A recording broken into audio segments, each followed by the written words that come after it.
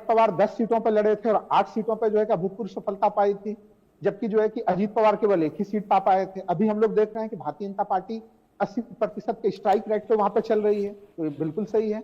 और अगर अब से कुछ समय पहले जब लोकसभा के परिणाम के रिजल्ट आए थे तो उसमें हम लोगों ने देखा था कि कांग्रेस जो है कि वो 17 सीटों पर लड़ी थी और 13 सीटों पर उनको सफलता मिली थी। वो एक तरह से स्ट्राइक रेट देखिए 90% का स्ट्राइक रेट था वहां पे। तो इतने कम समय में भारतीय जनता पार्टी ने पूरी तरह से परिवर्तन तो कर ही दिया है, इसमें कोई किंतु परंतु की स्थिति नहीं है। लेकिन हमें नहीं लग रहा कि जो मुख्यमंत्री बनेंगे वहां पे देवेंद्र फडणवीस कहीं किसी तरीके से जो है कि मुख्यमंत्री बनने जा रहे हैं, क्योंकि हाल के समय में अगर हम लोग देखें तो देवेंद्र फडणवीस के संबंध केंद्रीय आला कमान के साथ, विशेषकर गृह मंत्री के साथ कहीं सामान्य मुझे नजर नहीं आया। मुझे तो महाराष्ट्र में कहीं कहीं कोई एक नया चेहरा हम लोगों को देखने के लिए मिल सकता है। दूसरा एक चीज मैं जरूर कहूंगा कि झारखंड में हमें लग रहा है कि चुनाव हराने में भारतीय जनता पार्टी खुद ही जो है कि वो जिम्मेवार है। वहां पे जिस तरह से मुख्यमंत्री हेमंत सोरेन की गिरफ्तारी की गई और वो जब उनकी रिहाई होती है तो रांची हाईकोर्ट ने जो टिप्पणियां की थी उनके गिरफ्तारी को लेकर, वो एक बड़ी महत्वपूर्ण चीज है। 1,43,000 रुपया, 43,000 जो है करोड़ रुपया जो है वो राज्य सरकार का उल्टे केंद्र सरकार के ऊपर बकाया था। तो ये मुद्दे तो जो इन्होंने सत्तारूढ़ पार्टी ने जो मुद्दे वहां पे चलाए वो मुद्दे चले, लेकिन उनके एंटी इनकम्बेंसी फैक्टर को भारतीय जनता पार्टी ने उठाने का प्रयास नहीं किया, बल्कि वो एक आर्टिफिशियल मुद्दा था मनोज जी, जो घुसपैठियों का मामला उठाया जा रहा था।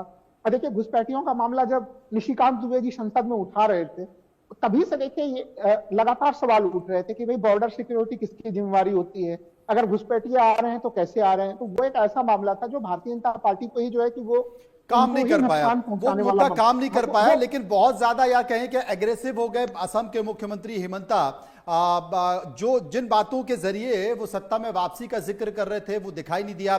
शिवराज सिंह चौहान को प्रभारी के तौर पर इसलिए लगाया क्योंकि ये माना गया कि मध्य प्रदेश में उन्होंने आदिवासी सीटों पर अच्छा काम किया है, यहां भी करेंगे। छत्तीसगढ़ में बीजेपी की सरकार है, वहां के तमाम आदिवासी नेताओं को, वहां के मंत्रियों को ड्यूटी दी गई, लेकिन उस तरीके से असर नहीं कर पाए। चारू जी इस वक्त हमारे साथ मौजूद है, भारतीय जनता पार्टी के नेता है। चारू जी आप महाराष्ट्र में, आऊंगा राहुल जी आपके पास आऊंगा। चारू जी महाराष्ट्र तो आप जीत गए, लेकिन झारखंड क्यों हार गए?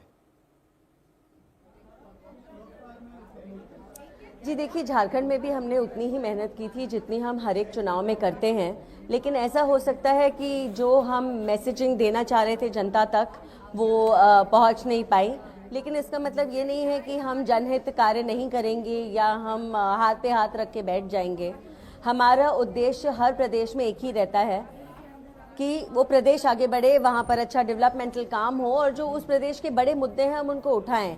इस प्रदेश में भी मुझे ऐसा लगा कि पिछले 5 साल में जिस तरीके से सर्कस बना दिया गया, चाहे वो ज़मीन की बात हो, वो जल की बात हो, हमारी बच्चियों की सुरक्षा की बात हो, जिस तरीके से ट्राइबल्स की ज़मीन हड़पी गई, ये हमारे लिए बहुत बड़े मुद्दे थे। लेकिन at the end of the day जो जनता निर्णय लेती है वो सराखों पर, और हम आगे और मेहनत करेंगे। लेकिन आप एक फर्क देखिए, अभी आप महाराष्ट्र से एक बात सुन रहे थे, 1 मिनट में अपनी बात खत्म कर लूं प्लीज।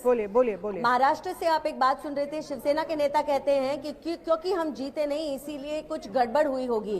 तो ये कोई तरीका नहीं है, आप कहीं जीते कहीं हारे, लेकिन अपने खुद के संस्थाओं के ऊपर हर बार उंगली उठाना क्योंकि जनता आपके साथ नहीं है, ये बहुत गलत बात है।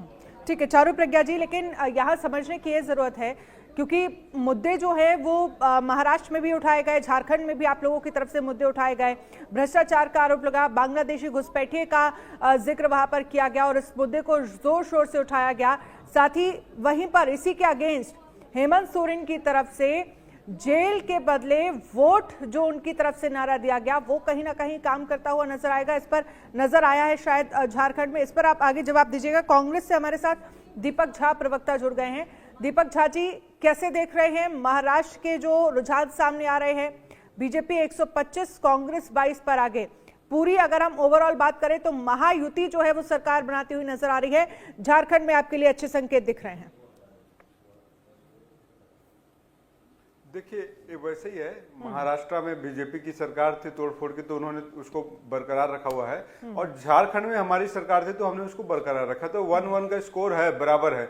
लेकिन जो समझने वाली बात है, जिस तरीके से भाजपा ने महाराष्ट्र के अंदर काटेंगे बांटेंगे का तरीका नारा दिया था, तो बात वो है कि अब देवेंद्र फडणवीस ने एक नारा लगाया था कि हम पाकिस्तान में तिरंगा लहराएंगे। तो अब मैं पूछना चाहता हूं, क्या अब पाकिस्तान